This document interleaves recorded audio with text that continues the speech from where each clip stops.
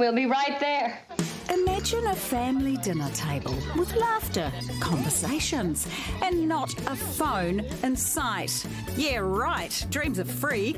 We're going to eat at the dining room table like a normal family.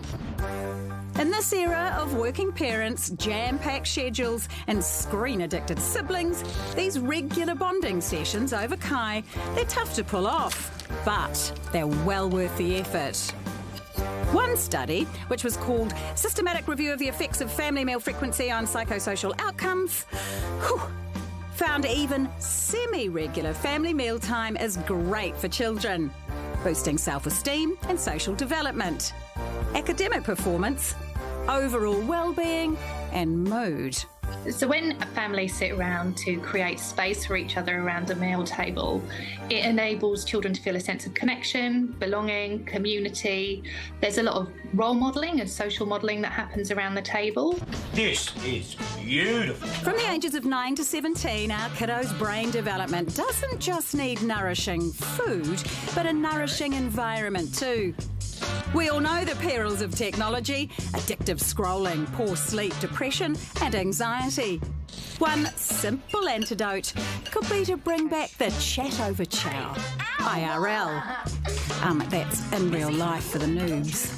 Really think the so? act of being together, talking about the day, or a movie, or the neighbour's weird little dog, whatever. I said the Lord's name in vain at school.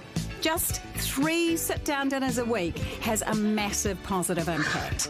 But how the heck can you turn these dinner dreams into reality? Good question, Kate. Well, joining us now is Parenting Place CEO Dave Atkinson. Dave, first of all, why does this work? How does something as simple as having dinner together as a family benefit kids so much? You know, it's interesting. I think a lot of parents who are busy, we often look for quick fixes or easy things that can get us a lot of traction with our kids. And sometimes when we present ideas like family mealtime, they sort of fall flat a bit because we sort of think, is it that simple? Surely there's an app or something I can say or do. But actually sometimes just those simple family routines, those simple things like let's come around the dinner table and just hang out and talk together, sounds a little bit underwhelming, but actually when you think about the building blocks that kids need to feel loved and to feel like there's a safe place in the world they can belong, those are what matters more than anything else. So family mealtimes can be a catalyst and a reminder that they're part of a family and that they're loved, and that can be profound. Dave, well, look, I love that we're having this conversation. It's kind of sad as well, though, isn't it? I mean, what happened? Tea time used to be such a common place. How did it stop? Life has changed. It's changed a lot, and so we've had to keep up. And I think the family mealtime has often been replaced by the TV or by social media or just by the fast pace that we're living our lives. We should put it back on the radar for parents. I think it's a beautiful thing, and I encourage any parent to give it a go. I was surprised and actually a little bit optimistic to hear that just 3 family dinners a week can actually help. Were you surprised to hear that? Yeah. I mean, I think it makes sense. You've got to set realistic goals for families. There's no point in us at Parenting Place, saying to parents, you should, no screens before 2, dinner, everyone at the dinner table every night of the week. Like, I think there's a pragmatism to modern life in the real world where actually sometimes just doing enough is enough. And it's surprising, actually, you don't have to be a perfect parent. You just have to be a good enough parent. You don't have to have a perfect dinner together. You just have to be together, and that can do wonders. That's my life philosophy. Near enough is good enough. That's why a lot of the shelves at home don't work. But there will be parents watching like me that work strange hours and can't do the family dinner. Do you have any alternatives that are good? Yeah, it's interesting actually because we talk about family dinners being a great catalyst for conversations, but often actually bedtime's a great time to connect. When kids are actually winding down, they're realising that the light's about to turn off, and so they're incentivised to keep you round. Now, nothing stops a conversation faster with my kids than asking them about how their day was. Is there a better technique I can use to get them to kind of chill out and tell me what's going on?